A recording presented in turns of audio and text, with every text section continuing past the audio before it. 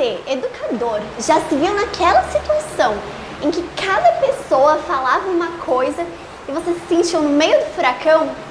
Como é que você se comunica numa hora dessas? Olá, eu sou a Cassi Buozzi, fundadora da Talk Before. Estamos hoje aqui com Jade Shaib, que vai falar um pouquinho conosco sobre algumas ferramentas para lidar melhor com conflitos, com temas delicados dentro do ambiente escolar, envolvendo pais, alunos, professores, todo o corpo docente, coordenação pedagógica, diretores, enfim, quando o assunto é tema delicado, haja conflito para lidar, né?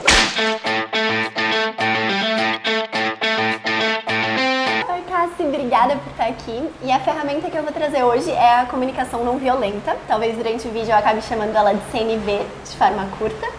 E é uma coisa engraçada que tem quando a gente fala de CNV é que quando você fala isso, as pessoas geralmente acham que você está falando de falar fofinho, de falar de uma forma meiga. Isso passa uma impressão completamente errada, que o viés que eu vou abordar aqui hoje na CNV é justamente da gente olhar mesmo o conflito. E não necessariamente falar de um jeito fofo e maquiar aquela raiva que eu tô sentindo e só falar de um jeito bonitinho.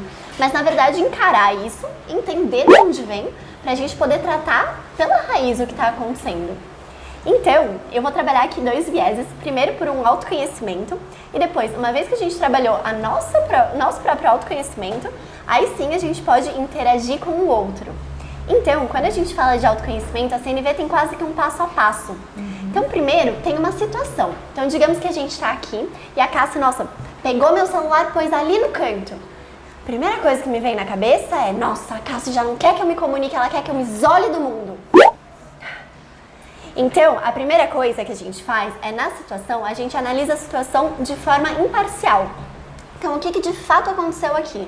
E o fato foi que um objeto foi movido de lugar, sem que eu coloque o meu julgamento dentro disso.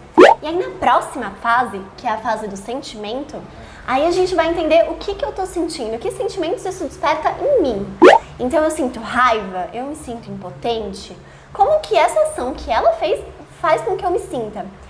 E aí, no nosso próximo passo, aí que a gente chega no ouro da CNV, que é a fase da necessidade, que é o momento em que eu vou entender qual necessidade minha não está sendo atendida no momento que a Cassi pega o meu celular e muda ele de lugar. Então talvez eu tenha uma necessidade de respeitar o meu próprio espaço, ou de respeito ao meu objeto, que eu sinto que está sendo quebrado nesse momento. Então aí, isso torna as coisas muito mais claras na hora que eu for fazer um pedido, de não fazer um pedido só morrendo de raiva e de, nossa, já entrar numa briga, mas sim de poder fazer um pedido de, olha, eu gostaria que você respeitasse mais o meu espaço. E isso me traz sentimentos que eu não gostaria de explodir com raiva em cima de você. E eu pensando aqui, nós somos ensinados a fazer isso no dia a dia? Nossa, pelo contrário, inclusive a gente não tem inteligência emocional, a gente não é ensinado a se responsabilizar pelos nossos próprios sentimentos. Inclusive é muito mais fácil eu falar, nossa, Cássia é péssima, nossa, detesto ela, e aí entrar numa grande coisa que vira uma bola de neve nos conflitos. Então eu gosto muito da CNV como essa ferramenta de primeiro eu olho pra mim e consigo me responsabilizar pelo que eu tô sentindo. E aí uma vez que a gente já trabalhou todo esse autoconhecimento interno, aí a gente pode partir para uma segunda fase, que é olhar pro outro. Só que aqui também tem uma coisa que é muito importante, que uma vez que eu já me conheço e sei que, nossa, quando eu tenho raiva, eu sinto que a minha necessidade de espaço não tá sendo atendida. Aí num certo dia vejo a Cassi com raiva, falo, nossa, a necessidade dela de espaço não está sendo atendida. O que eu estou fazendo? Eu estou projetando uma lente que é minha nela. Ou seja, o potencial de eu gerar um conflito tentando remediar por um lado que não é muito grande. Então, quando a gente traz isso para a relação com o outro, uma ferramenta muito importante é fazer um ponto de checagem. E aí a gente inclusive usa a escuta empática, que é uma frase de você está sentindo raiva porque você sente que o seu espaço não está sendo respeitado? E aí nesse momento ela vai me falar, não, na verdade não, eu sinto raiva porque tá.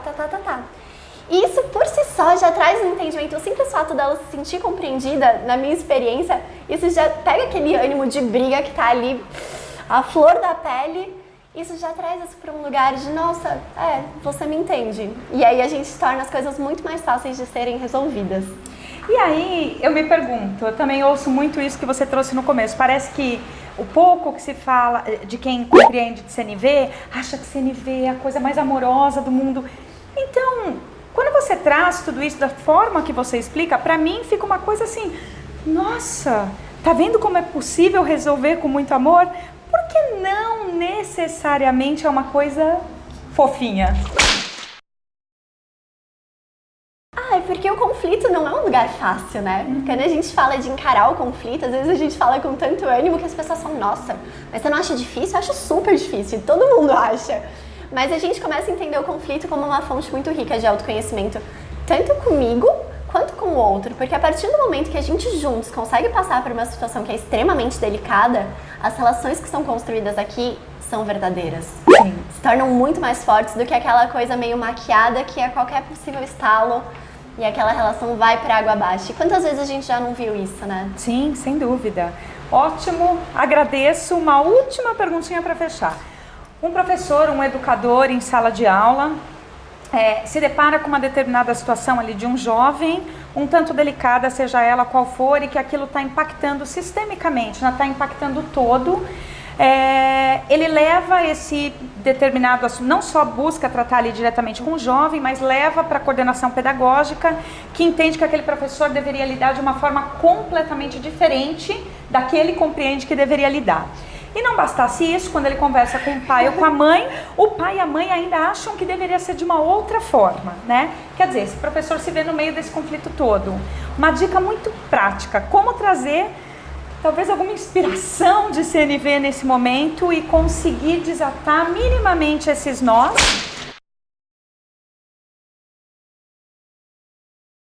Olha, eu gosto muito da ferramenta da escuta empática, porque ela justamente nos traz essa clareza de quais são as reais necessidades. Então, quando a gente olha toda essa comunidade pedagógica, cada um tem um interesse distinto de coordenação, pais, alunos. Só que quando a gente chega na necessidade real, e é muito interessante porque o próprio Marshall no livro fala que as necessidades básicas humanas elas são as mesmas e são 9. Então a gente não consegue fugir muito da coisa. Então a dica que eu tenho é para esse professor realmente chegar, talvez qual que é o propósito de toda essa comunidade de estar se encontrando? É a educação daquele aluno, a formação de um jovem para a sociedade e a partir daquele ponto que é comum a gente construir em cima. Então não focar tanto nas diferenças, que elas existem, mas sim pegar o que conecta todo mundo. E eu acho que a escuta empática é uma ferramenta muito poderosa pra gente fazer isso. Muito bom! Gratidão, já dizia. Obrigada, Cassi. É isso. Talk before. Melhor você. Antes.